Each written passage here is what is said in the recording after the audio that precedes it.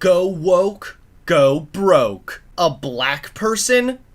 Woke. A gay person? Woke. A straight white male? Finally, the liberal agenda has come to an end. What's up, everybody? It's your favorite gay-looking straight boy, Hunter Avallone here, back with another video. Today, we'll be reviewing the gay cartoon for kids. Is this a sweet, endearing episode, or have the woke satanic libtards struck again? Let's find out. By now, most of you know about the popular Canadian-made show, Arthur. Based on the books by Mark Brown, Arthur originally looked a bit creepy, like he had a giant dong hanging from his snout. But as time went on, he looked a lot better. Growing up, I always loved Arthur and found it really entertaining. As an adult, I love Arthur and I find it really entertaining. Mark Brown is a great author and he really knows how to make Arthur and his friends come to life. Seriously, Mark, great job. Can I suck your dong? But all this love for Arthur was suddenly jeopardized when they released an episode last year featuring, wait for it, a gay rat. Q was right. Some defended this episode, while our expected specimen claimed this was woke and indoctrinating kids. I never bothered to watch the episode last year, but recently I got a chance to see it. So without further ado, let's review the Gay Arthur episode and find out if it's good or bad. The episode begins with Arthur and his entire 3rd grade class preparing for a pop quiz when their teacher, Mr. Ratburn, answers a phone call from someone named Patty. We find out that he's preparing for a wedding, his own wedding. That afternoon, Arthur and the gang are talking about Mr. Ratburn getting married. Suddenly, Mr. Ratburn and Patty walk in. Patty is a complete hard-ass, and she encourages Mr. Ratburn to toughen up. The students overhear this and assume that if Mr. Ratburn toughens up, as his presumed fiancé is suggesting, their homework is bound to get a lot tougher also. So Arthur and his bastard friends decide to form a plan to stop Mr. Ratburn from getting married. What devious and evil 3rd graders, am I right? Their first plan is to edit a video to make it appear that Mr. Ratburn is some kind of secret hippie. First, they use an app to make it look like he's dressed as a hippie, then they record Mr. Ratburn reading a book, so they edit it to make it appear as if he's singing some kind of a hippie song. Yeah, talk about masterminds. This is some deep fake shit. They hand this video to Patty, hoping the sight of a relaxed Mr. Ratburn forces her to call off the wedding. But she just laughs. So the kids have to move to plan B, setting Ratburn up with someone they think would be better for him, the librarian. They stop off in a local chocolate store where they meet a really friendly guy who helps them select the right chocolates. They take the chocolates and write a fake love poem from Mr. Ratburn and give it to the librarian. However, there are tons of spelling errors, so the librarian corrects the poem and gives the kids a book on how to write poetry. Hilarious! The kids are fresh out of ideas. Feeling defeated, Arthur heads home to discover his whole family has received an invitation to Mr. Ratburn's upcoming wedding. All of his friends have received an invitation also. So in a last-ditch effort to stop the wedding to the hard-ass Patty, the kids decide to stand up and object to the wedding. They want Mr. Ratburn to be happy, and they really don't like Patty. So that's the plan, and they begin preparing what they'll say. Upon arriving at the wedding, they notice something odd. Patty is out and about, greeting people. The kids are confused. Isn't the bride usually out of sight until the wedding? Either way, the wedding begins, and the kids stand up to object. But when push comes to shove, they get too nervous and instead just compliment the wedding decorations. Patty thanks the kids and informs everyone that nothing is too perfect for her little baby brother, Mr. Ratburn. Oh! Wait, but if Patty isn't Mr. Ratburn's fiancé, who is Mr. Ratburn marrying? This is the same question Arthur and the gang are asking right now, but everyone turns and Mr. Ratburn walks down the aisle with his partner, the nice man the kids met earlier at the chocolate store. Mr. Ratburn's husband winks, the kids see that Mr. Ratburn is happy, and they joke about how bad of a dancer he is.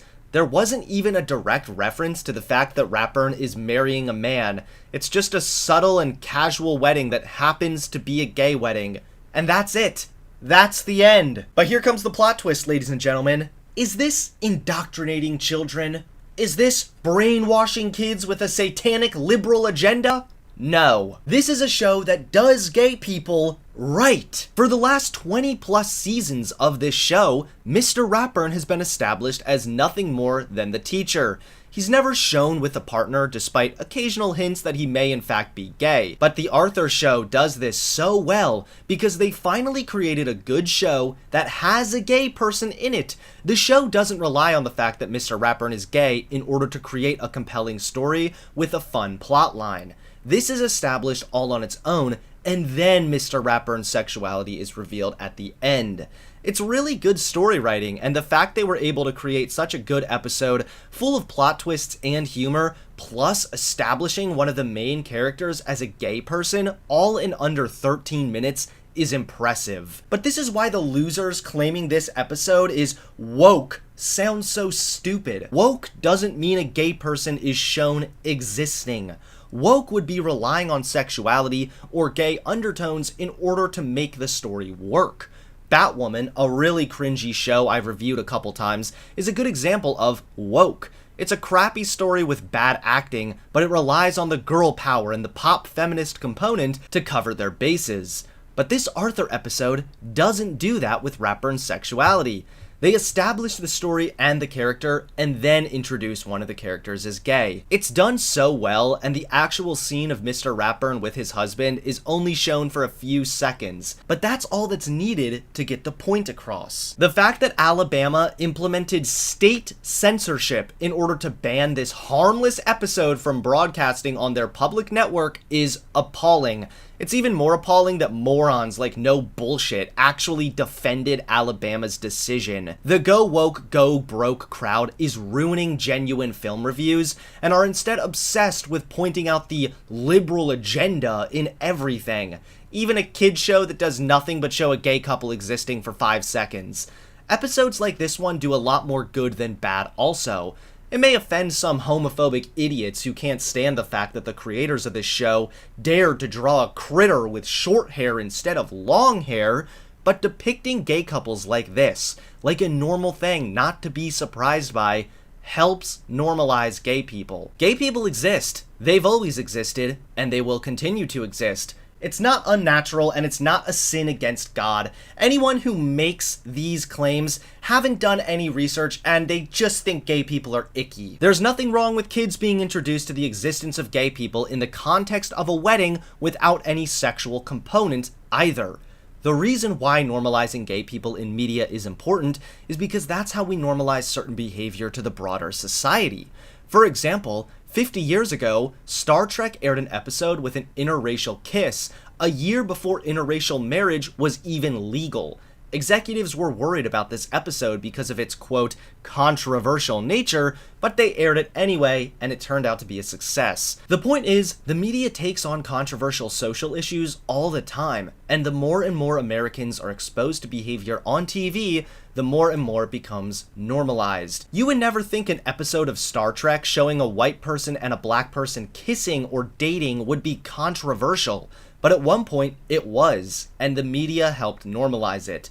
As far as this Arthur episode goes, normalizing gay people would help gay people who are disproportionately homeless, can't always find ways to adopt children, and are generally subjected to more social stigma. At the end of the day, there was nothing offensive about this episode. In fact, it did everything quite well. The imbeciles making this out to be a woke indoctrination of kids are nothing but triggered snowflakes. This episode handled everything perfectly. It was a fun plotline, it had some good jokes, and it created a good story with a gay person, instead of relying on the gay person to create a good story. Thank you, Mark Brown. Thank you, Arthur, for doing gay people right, and proving that these go woke, go broke losers find the existence of anyone who isn't a straight white male woke. Well, there you guys have it. A fun G-rated cartoon for the whole family, helping to normalize gay people in a non-offensive, non-sexual way. Yup, I'm triggered. Please, give this video a like, comment below, and subscribe to the channel. Thanks everyone for watching, and I'll see you all soon. Peace.